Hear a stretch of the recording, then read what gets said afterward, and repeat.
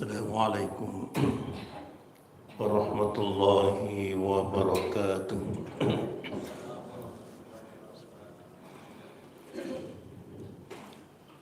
Alhamdulillah, alhamdulillahi rabbil alamin. Wassalatu wassalamu ala asyrafil anbiya'i wal mursalin sayyidina Muhammadin wa ala alihi wa ashabihi ajma'in. Amma ba'd, fa inna asdaqal hadits kitabullah ta'ala wa khairal hadi hadi sayyidina Muhammadin sallallahu alaihi wasallam wa syarrul umuri muhdatsatuha wa kullu muhdatsatin bid'ah wa kullu bid'atin dhalalah wa kullu dhalalatin finnar. Qala Allah ta'ala fi kitabihil azim, a'udzu billahi minasy syaithanir rajim, bismillahirrahmanirrahim. Ya ayyuhalladzina amanu kutiba alaikumus syiyam kama kutiba alal ladzina min qablikum la'allakum tattaqun. Shadaqallahul azim. Alhamdulillah, jamaah zuhur yang dimuliakan Allah Subhanahu wa taala, kembali pada siang hari ini kita luangkan waktu kita sejenak untuk kita kembali bermajelis ta'lim, bermajelis zikir, sekaligus bermajelis maghfirah. Kesempatan yang singkat ini karena beberapa hari lagi insyaallah kita akan memasuki bulan suci Ramadan. Alangkah baiknya kembali saya atau kita mengkaji sedikit tentang ayat puasa. Ayat surah Al-Baqarah 183. Ya ayyuhalladzina amanu kutiba alaikumus syiyamu kama kutiba alal ladzina min qablikum la'allakum tattaqun. Hai orang-orang yang beriman, kutiba alaikumus syiyam, telah diwajibkan atas kalian berpuasa. Di sini tidak dijelaskan puasa yang mana.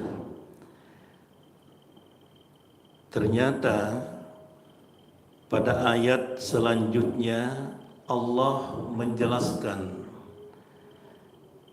puasa yang dimaksud adalah ayyamam ma'dudat, yaitu hari-hari yang telah ditentukan. Nah, ini yang dimaksud dengan tafsir ayat dengan ayat. Jadi ayat menafsirkan ayat, tafsir ayat bil ayat. Itu banyak dalam Al-Quran. Tapi ini juga masih belum jelas hari-hari yang ditentukan yang mana. Ternyata pada ayat selanjutnya bahwa yang dimaksud dengan hari-hari yang ditentukan ada pada ayat 184. Syahrul Ramadan alladzi unzila fihi al-Qur'an. Jadi hari-hari yang ditentukan diwajibkan berpuasa itu pada bulan Ramadan. Jadi inilah dalilnya bahwa puasa yang diwajibkan adalah puasa Ramadan. Tapi tafsirnya ada pada ayat-ayat selanjutnya. Ada juga ayat yang ditafsirkan bukan pada ayat selanjutnya, ada pada surah yang lain. Misalnya ada pada surah Al-Baqarah Fatalaqqa Adamu min Rabbi kalimatin fataba alaihi. Itu sering kita dengar. Fatalaqqa Adam, maka Nabi Adam menerima bi kalimatin, beberapa kalimat. Dengan kalimat-kalimat itu fataba alaihi, diterima taubatnya Nabi Adam. Di sini kita tidak tahu kalimat apa yang diajarkan Allah kepada Nabi Adam. Ternyata ada jawabannya pada surah yang lain. Ini juga namanya tafsir ayat bil ayah.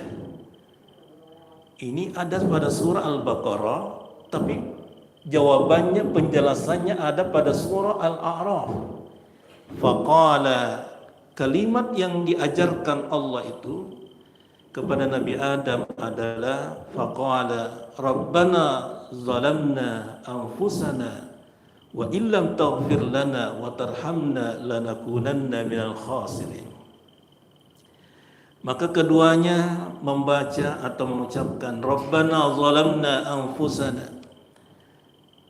ya Tuhan kami, zalamna anfusana, kami telah menzalimi, menganiaya diri kami sendiri. Rabbana zalamna anfusana wa illam taghfir lana, jika kalau bukan Engkau yang memaafkan, mengampuni kami, mengasihani kami, maka kami termasuk lanakunanna minal khasirin, orang-orang yang merugi. Inilah tafsirnya. Contoh yang lain pada surah Al-Fatihah, kita sering membaca siratal ladzina an'amta alaihim, ihdinas siratal mustaqim, tunjukkanlah kami jalan yang lurus. Jalan lurus yang mana? Dijawab pada ayat selanjutnya, siratal ladzina an'amta alaihim, yaitu jalannya orang-orang yang Engkau berikan nikmat. Nah, muncul lagi pertanyaan, siapakah orang-orang yang diberikan nikmat itu? Dan nikmat apa yang dimaksud? Oh, jawabannya ada lagi pada surah yang lain. Allah menyebutkan may yuti'illaha war rasula fa ulaika ma'al ladzina an'ama Allahu alaihim. Siapa yang menjaga ketaatannya kepada Allah dan Rasul-Nya, siapa yang senantiasa membuktikan imannya dan ketakwaannya kepada Allah, an'amallahu alaihim, maka mereka akan diberikan nikmat atas mereka seperti nikmat an'amallahu alaihim. Siapakah itu orang-orang yang diberikan nikmat? Yang dimaksud di sini adalah nikmat iman dan agama, nikmat ketakwaan. Di situ disebutkan an-nabiyyin, as-siddiqin, asy-syuhada, as-salihin. Itu namanya tafsir ayat bil ayah. Kita kembali dan kita fokus ke ayat 184.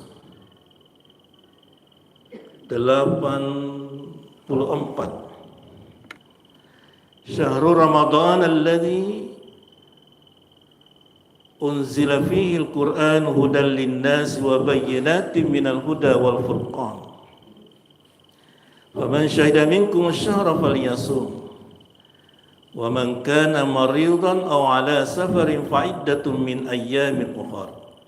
Kita langsung saja ke fokus. Siapa-siapa yang dibolehkan tidak berpuasa, tadi diwajibkan berpuasa, tapi ada kelompok atau orang-orang yang boleh tidak berpuasa. Nah, ini ada dua pendapat ulama, ini pilihan dan tuntutan. Kalau Imam Syafi'i itu ikhtiar, pilihan, artinya boleh berpuasa, boleh juga tidak.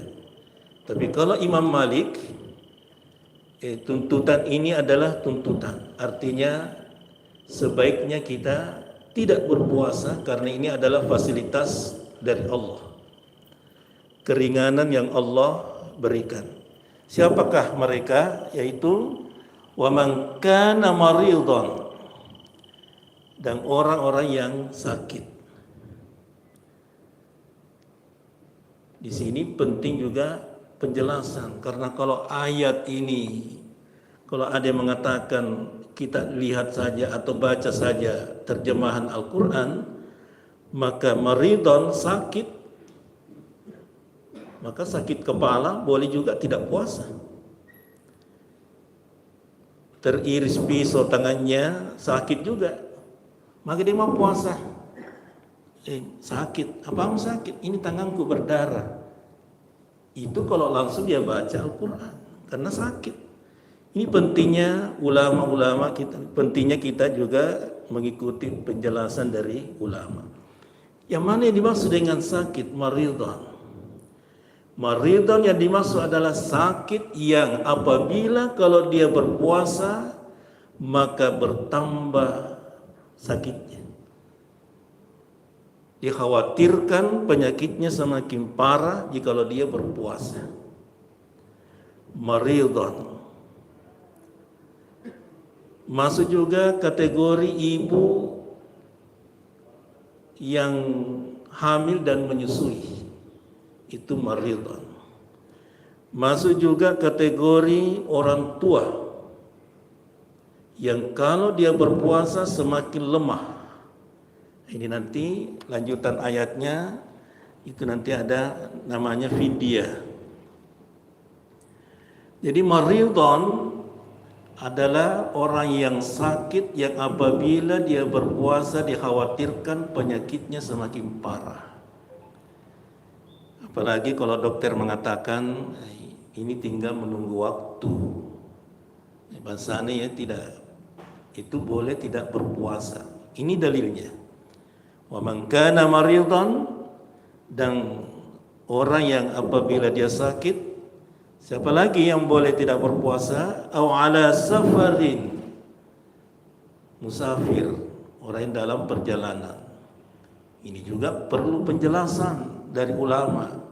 Karena kalau ayat ini kita baca saja dalam perjalanan, dari rumah ke masjid ini perjalanan juga. Dari sini ke Pasar Putung, akhirnya mau puasa, saya kan perjalanan, musafir.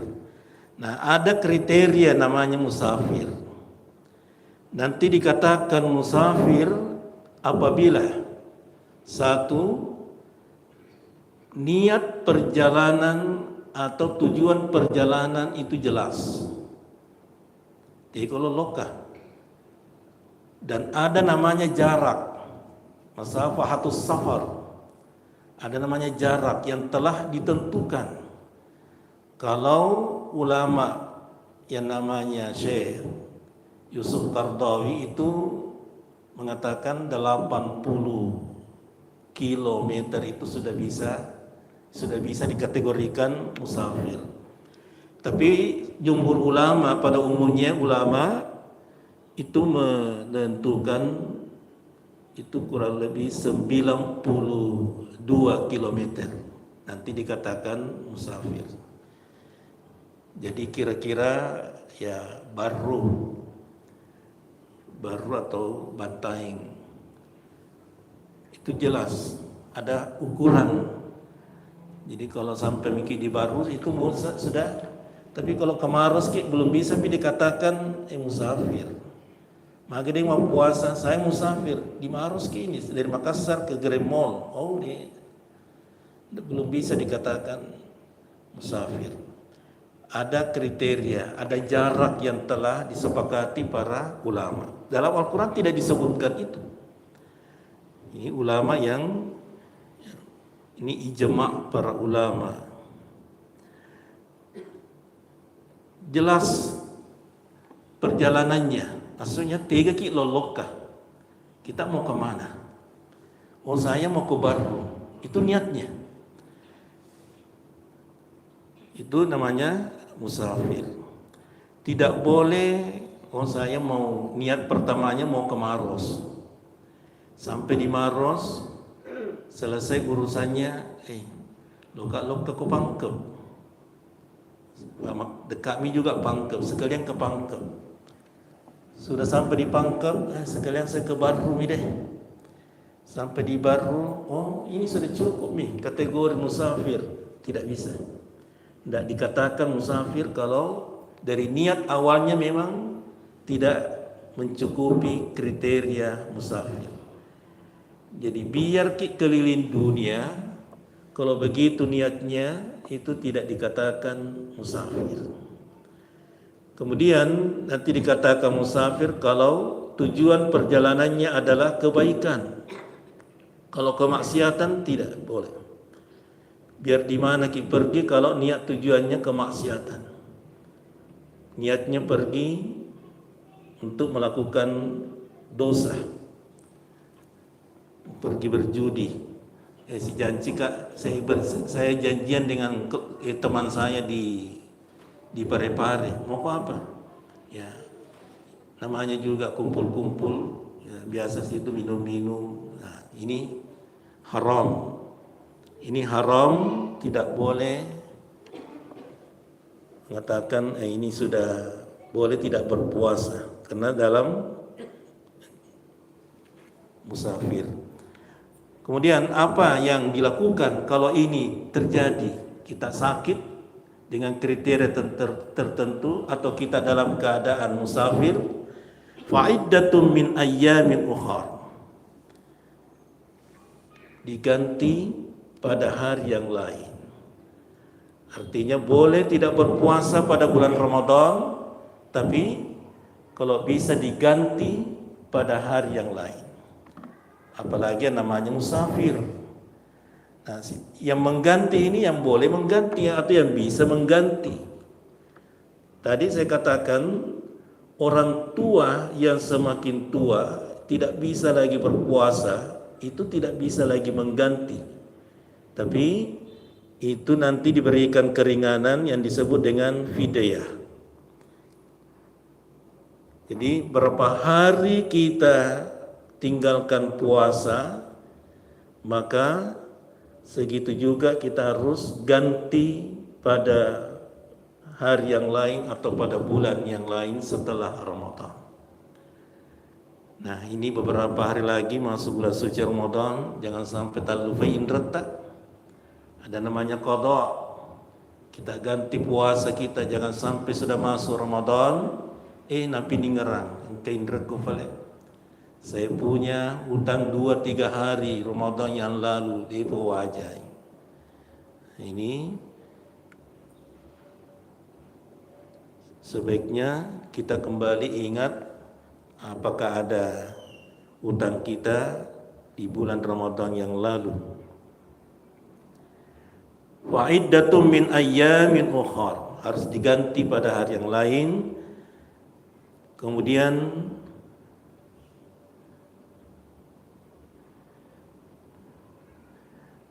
fidyah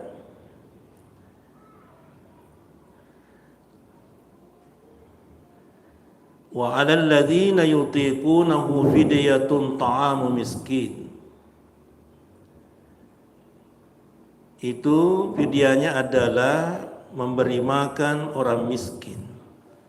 Ingat bahwa memberi makan orang miskin yang dimaksud di sini fidyah bukan memberi makan orang miskin satu kali, tapi satu hari. Satu puasa terhitung memberi makan orang miskin, fidyahnya itu satu hari, bukan satu kali. Jadi kalau 30 puasa tak, 30 hari puasa yang kita tinggalkan dalam bulan suci Ramadan, maka kita harus mengganti atau tidak sanggup dengan puasa qada, maka harus dengan fidyah, maka harus memberi makan 30 orang miskin satu hari. Tapi ada juga ulama mengatakan karena kalau sekarang ini agak susah juga mencari orang miskin, kalau tidak dapat orang miskin, boleh satu orang miskin dengan menghitung 30 hari. Nah, kita hitung berapa kira-kira biayanya satu orang miskin satu hari makan. satu kali makan dan berapa kali makan dalam satu hari. Kalau 3 kali makan dalam satu hari, maka kita hitung berapa kira-kira biayanya satu kali makan. Ini yang normalnya. Kalau perhitungan makannya orang kaya susah. Nasabah kota sugi lo kemandre biasa tak 500 sepuji cemandre. Nah, orang miskin tuh biasa sudah cukup ya 20.000, 15.000 satu kali makan. Kalau 3 kali makan atau 2 kali makan ya kita bulatkan saja 50.000 atau 60.000 satu hari. Itu sudah dikategorikan satu kali bayar, sudah terhitung satu puasa. Jadi utiqunahu fidyatun ta'amu miskin. Jadi faman tatawwa khairan fa huwa khairul lah wa an tasumu khairul lakum in kuntum ta'lamun. Jadi di sini Allah mengatakan faman tatawwa khairan fa huwa khairul lah wa an tasumu khairul lakum. Tapi kalau masih sanggup berpuasa itu boleh dilakukan. Itu lebih baik. Tapi ulama mengatakan ini ada dua versi. Imam Syafi'i mengatakan ini ikhtiaran, boleh kita, ini pilihan. Meloki mau puasa dengan syarat-syarat itu karena kita dalam keadaan musafir atau kita maridon tapi masih sanggup berpuasa. Kata Imam Syafi'i boleh berpuasa atau boleh tidak berpuasa. Tapi Imam Malik mengatakan ini tuntutan. Nah, wereki Allah Ta'ala fasilitas, ada rukhsah, ada keringanan, maka manfaatkanlah keringanan itu. Manfaatkanlah fasilitas yang Allah berikan kepada kita. Jangan disia-siakan. Nah, ini musafir ini termasuk juga kalau sudah masuk kategori ini boleh juga melakukan namanya salat jamak qasar. Jamaah yang dimuliakan Allah Subhanahu wa taala, mungkin inilah ya kajian singkat kita untuk persiapan kita dalam bulan suci Ramadan, dan kita ini saat ini sedang berada di bulan Sya'ban. Di bulan Sya'ban ini Nabi sangat menganjurkan untuk kita banyak melakukan 3 hal. Yang pertama, perbanyak berzikir. Berzikir antara lain perbanyak membaca Al-Quran. Talati-lati memen yaleta, untuk banyak membaca Al-Quran dan zikir yang paling mulia dengan banyak membaca Al-Quran.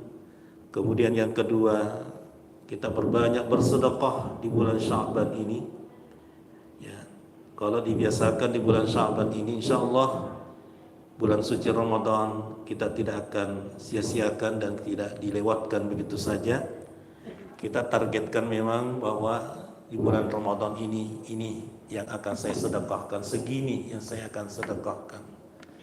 Jadi jangan dilewatkan celengan begitu saja. Nasabah Ramadan yang Allah berikan kesempatan kepada kita itu sangat istimewa. Banyak saudara kita, sahabat kita, keluarga kita yang sudah mendahului kita dan tidak merasakan bulan suci Ramadan. Nah, yang ketiga, perbanyak berpuasa di bulan Sya'ban ini. Yang tidak terbiasa berpuasa Senin Kamis, tafas-tafas Senin Cede, kemudian puasa Ayyamul Bidhi tanggal 13, 14, 15. Itu 3 hari berturut-turut, ini bulan Hijriah. Itu masuk di bulan atau pertengahan Sya'ban. Boleh juga puasa 14, 15, 16. Boleh juga 13, 14, 15. Apalagi masuk di pertengahan Sya'ban. Malamnya kita membaca surah Yasin. Itu sudah ada tata caranya. Ulama mengajarkan kepada kita di nisfu Sya'ban kita membaca surah Yasin 3 kali. Di setiap selesai ada doa, dan kita berniat setiap membaca surah Yasin. Kita berniat diberikan kesehatan, diberikan ya kekuatan untuk banyak beribadah, kemudian diberikan rezeki untuk kita jadikan sebagai taqarrub kepada Allah Subhanahu wa taala. Semoga kita semua yang hadir diberikan kekuatan, kesehatan serta keluarga-keluarga kita untuk kembali merasakan nikmatnya bulan suci Ramadan yang insyaallah yang akan datang. Terima kasih, mohon maaf atas segala kekurangan. Wallahu hadi ila siratil mustaqim. Mari kita bersama-sama bermohon berdoa kepada Allah. Bismillahirrahmanirrahim. Alhamdulillahi rabbil alamin. Allahumma salli ala sayyidina Muhammad wa ala ali sayyidina Muhammad. Allahumma inna nas'aluka bi annana nashhadu annaka antallah la ilaha illa anta al-ahadus samad alladhi lam yalid wa lam yulad wa lam yakul lahu kufuwan ahad. Allahumma inna nas'aluka salamatan fid din wad dunya wal akhirah. Allahumma inna nas'aluka al-huda wat tuqa wal afafa wal ghina.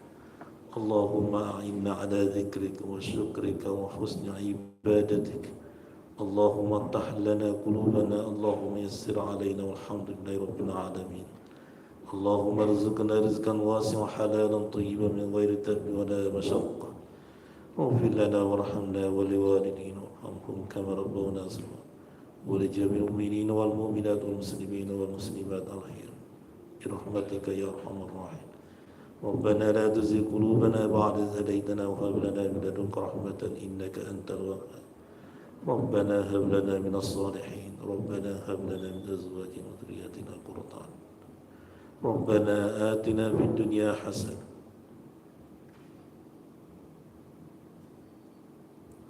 وفي الآخرة حسنة وقنا عذاب النار. صلى الله وسلم على الحمد لله رب العالمين. الفاتحة.